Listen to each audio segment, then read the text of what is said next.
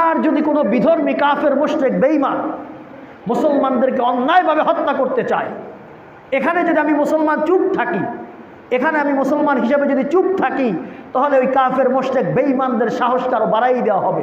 তারা মুসলমানদের উপর জুলুম নির্যাতন আর বাড়াইয়া দেবে।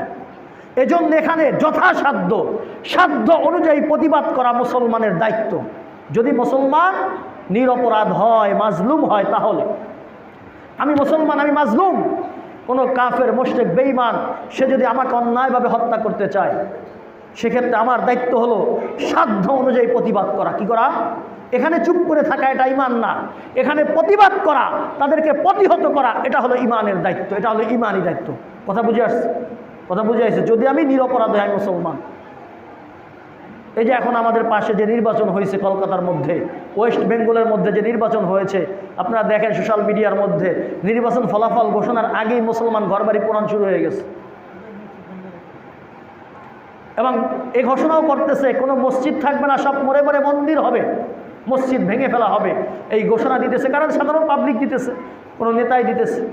কিন্তু আপনি বলেন বাংলাদেশ সহ পৃথিবীর মধ্যে কোনো মুসলমান রাষ্ট্রে কোনো বিধর্মীকে, কোনো হিন্দুকে শুধু হিন্দু হওয়ার কারণে, এই হিন্দু হওয়াটাকে অপরাধ মনে করে তাকে কোনোদিন কোনো শাস্তি দেওয়া হয়েছে, তাকে কোনো শাস্তির সম্মুখীন করা হয়েছে, কোনো ইতিহাস আছে নাকি? কোনো মুসলমান কোনো হিন্দুকে আটক করে বন্দি করে ওই হিন্দুকে, ওই কাফেরকে বলেছে তুই কালিমা পড়, না হলে তোকে হত্যা করা হবে, এমন কোনো ইতিহাস পাইছেন নাকি কোনোদিন? কিন্তু ভারতের মধ্যে কি হচ্ছে? মুসলমানদেরকে ধৈরা জয় শ্রীরাম বল, এটা বল, না হলে তোকে মারা হবে, এবং মারতে মারতে তাকে হত্যাও করা হইতেছে কিনা?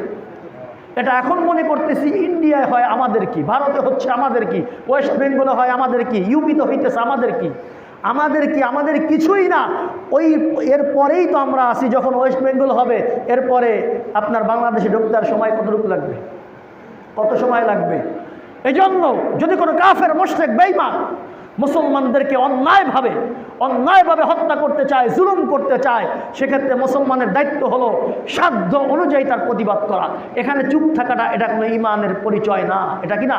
ঈমানের পরিচয় না। কথা বুঝে আসছে? সেজন্য তাহলে এখন উনি বলতেছেন কি, কাবিল বলতেছে আমি তোকে হত্যা করব। হাবিল বলতেছে না ভাই, তুমি যদি আমাকে হত্যা করতে চাও, তুমি আমার পক্ষ থেকে সম্পূর্ণ নিরাপদ। ভাই তুমি জেনে রাখো, আমি তোমাকে হত্যার জন্য হাত বাড়াবো না, আমি তোমাকে হত্যার জন্য অগ্রসর হব না। কারণ কি?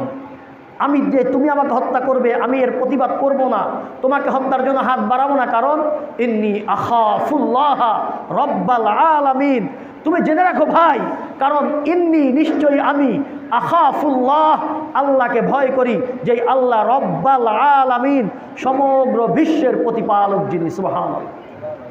কারণ আমার মধ্যে খোদার ভয় আছে।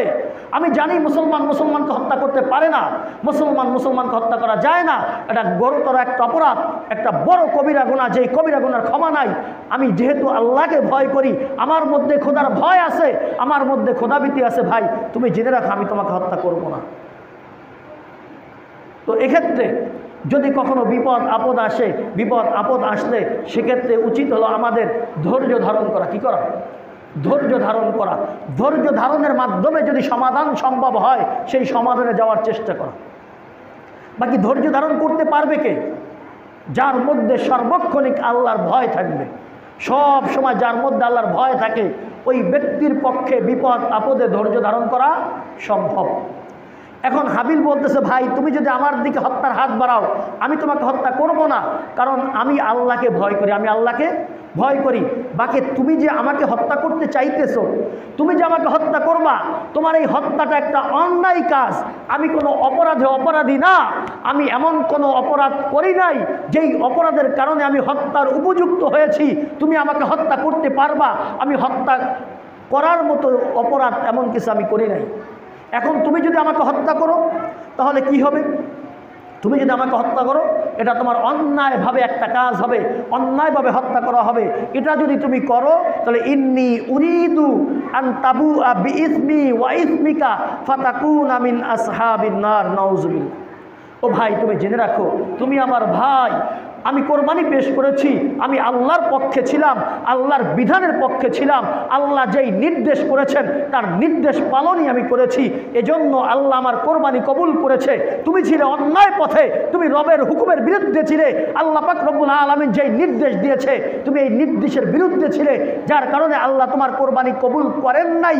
এখন তোমার কোরবানি কবুল হয় নাই, এই জন্য তুমি রাগান্বিত হয়ে আমাকে হত্যা করতে চাও। তুমি হত্যা করতে চাইলে আমি রাজি আছি, তুমি আমাকে হত্যা করতে পারো, আমি তোমার দিকে হাত বাড়াবো না, হত্যার হাত বাড়াবো না।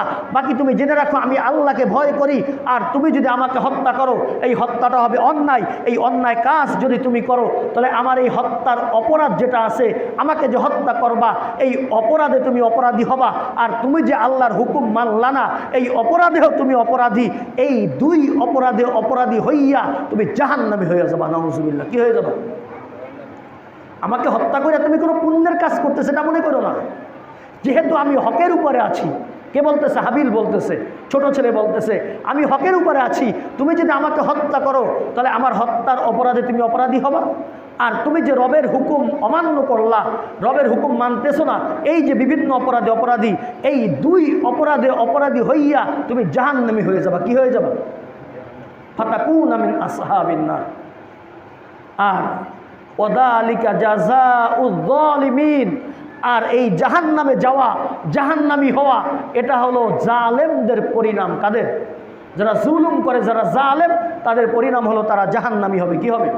জাহান্নামী হবে। আল্লাহ রাসূল সাল্লাল্লাহু আলাইহি ওয়াসাল্লাম দুটি অপরাধের কথা বলছেন। কয়টি অপরাধ বলেন? দুটি অপরাধ, এমন অপরাধের কথা বলছেন যেই দুই অপরাধের শাস্তি আখিরাতে তো মানুষ পাবেই পাবে, দুনিয়ার মধ্যেও এই অপরাধের শাস্তির সম্মুখীন তাকে হতেই হবে। আন আবি বকরতা রাদিয়াল্লাহু তাআলা আনহু ক্বালা ক্বালা রাসূলুল্লাহি সাল্লাল্লাহু আলাইহি ওয়াসাল্লাম যামবানে মুআজ্জালানে লা ইউআখখারান। যামবান, দুটি অপরাধ, মুআজ্জালানে লা ইউআখখারান, যার শাস্তি দুনিয়ার মধ্যেই আল্লাহ পাক রব্বুল আলামিন দিয়ে দেন। নাউজুবিল্লাহ বলি। কয়টি অপরাধ? দুটি অপরাধ, যেই দুই অপরাধের শাস্তি দুনিয়ার মধ্যেই সে পেয়ে যাবে। আখিরাতে তো আছেই, বাকি দুনিয়ার মধ্যেও এই অপরাধের কারণে সে শাস্তির সম্মুখীন হবে। এক নম্বর আল বাগিউ, নাম্বার এক জুলুম। জুলুম, অন্যায়, অবিচার, মানুষের প্রতি অত্যাচার করা। এই জুলুম যেই ব্যক্তি করে, যে জালেম, এই জালেমের শাস্তি, জুলুমের শাস্তি সে দুনিয়ার মধ্যেই পাবে। নাউজুবিল্লাহ বলি। কিসের মধ্যে?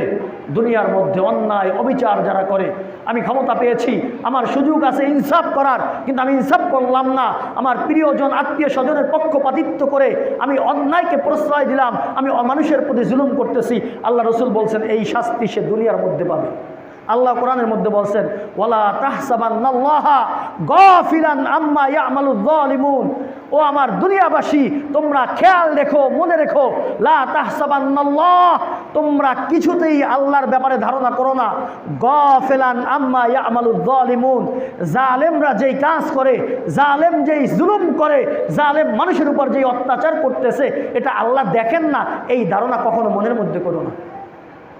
এই ধারণা মনের মধ্যে আইন না, আল্লাহ সব দেখেন, এবং এর শাস্তি রসুল বলতেছেন এই জুলুমের শাস্তি আল্লাহ দুনিয়ার মধ্যে দেবেন। নাম্বার দুই আকাতিয়াতুর রহিম, আত্মীয়তার সম্পর্ক ছিন্ন করা। কি করা? যারা আত্মীয়তার সম্পর্ক ছিন্ন করে, এই আত্মীয়তার সম্পর্ক ছিন্ন করা এমন অপরাধ যার শাস্তি আল্লাহ দুনিয়ার মধ্যেই দেবেন। কোথায় দিবেন? দুনিয়ার মধ্যে দিবেন। অনেকভাবে হতে পারে। মানসিকভাবে যদি আমার আত্মীয়র সাথে সম্পর্ক ভালো না থাকে, কেউ মানসিক শান্তিতে থাকতে পারে না, পারে নাকি? এই বোনের সাথে সম্পর্ক ভালো নাই, বোন সামনে দিয়ে যাইতেছে, ইচ্ছা করে কথা বলতে পারি না, মনের মধ্যে শান্তি থাকে নাকি? মনের মধ্যে শান্তি থাকে? মনের মধ্যে শান্তি থাকে না। ভাইয়ের সাথে দেখা হয়, ভাই কথা বলতে মন চায়, কিন্তু ভাইয়ের সাথে কথা বলতে পারি না, মনের মধ্যে অস্থিরতা কাজ করে। কি করে না বলেন? তাহলে এই আত্মীয়তার সম্পর্ক যারা ছিন্ন করে, আল্লাহ রসুল বলছেন এদের শাস্তি দুনিয়ার মধ্যেই তারা পেয়ে যায়। আখিরাতে তো আছেই, যদি তওবা না করে, আখিরাতে শাস্তি আছে, দুনিয়ার মধ্যেই পেয়ে যাবে। এজন্য হাবিল বলতেছে ভাই তুমি যেই কাজ করতেছো এটা তোমার একদম স্পষ্ট জুলুম, আর এই জুলুম যদি তুমি করো, তুমি জেনে রাখো তুমি জাহান্নামে চলে যাবে, তুমি জাহান্নামের অধিবাসী হবে। তাহলে এখান থেকে মোট শিক্ষা কি দাঁড়াইল? মোট শিক্ষা দাঁড়ালে এক নম্বর, সামনে কোরবানি আসতেছে, কোরবানির এক নম্বর ভিত্তি হবে তাকওয়ার উপর। কিসের উপর বলেন? কোরবানির এক নম্বর ভিত্তি কিসের উপর হবে? কোরবানির আমার কোরবানির ভিত্তি যেন তাকওয়ার উপর হয়। কিসের উপর? তাকওয়ার উপর, মানে একমাত্র আল্লাহর সন্তুষ্টির জন্য। একমাত্র কার জন্য? আল্লাহর সন্তুষ্টির জন্য। নাম্বার 2, যে শিক্ষা আমরা এখানে পাই সেটা হলো কারো কোনো কিছু দেখে হিংসা করা যাবে না, অন্যের উন্নতি দেখে হিংসা আসা যাবে না, বরং তার উন্নতি দেখে তার সাথে পরামর্শ করা, ভাই তুমি এত উন্নতি করতেছো কিভাবে, আমাকে পরামর্শ দাও, আমিও পারি কিনা দেখি। অন্যের উন্নতিতে হিংসা করলে নিজেই ক্ষতিগ্রস্ত হব, ওই ব্যক্তির কিছু আসে যায় না। নাম্বার 3, অন্যায়ভাবে কারো উপর জুলুম করা যাবে না। হত্যা তো দূরের কথা, সামান্য জুলুমও কারো প্রতি করা যাবে না। কারণ জুলুম জালেম যারা, এরা কোথায় যাবে? আল্লাহ বলছেন জাহান্নামের অধিবাসী হবে। কোথায়? জাহান্নামের অধিবাসী হবে। এই বিভিন্ন দিকগুলি আমাদের চিন্তা করতে হবে। ছোট ছোট বিষয় আমরা চিন্তা করি না, এই বিষয়গুলি কখনো মাথায় আনি না, কিন্তু এর কারণে আমরা অনেক বড় ক্ষতিগ্রস্ত হচ্ছি, জাহান্নামের দিকে আস্তে আস্তে যাইতেছি। আল্লাহ আমাদের সবাইকে হেফাজত করুক, সকল বলে আমিন। সঠিক বিষয় সঠিকভাবে বুঝে আমল করার তৌফিক দান করুক, সকল বলে আমিন। ও আখির দাওয়ানা আলহামদুলিল্লাহি রাব্বিল আলামিন। যারা সুন্নাত পড়ে চারেকা সুন্নাত আদায় করে নেয়।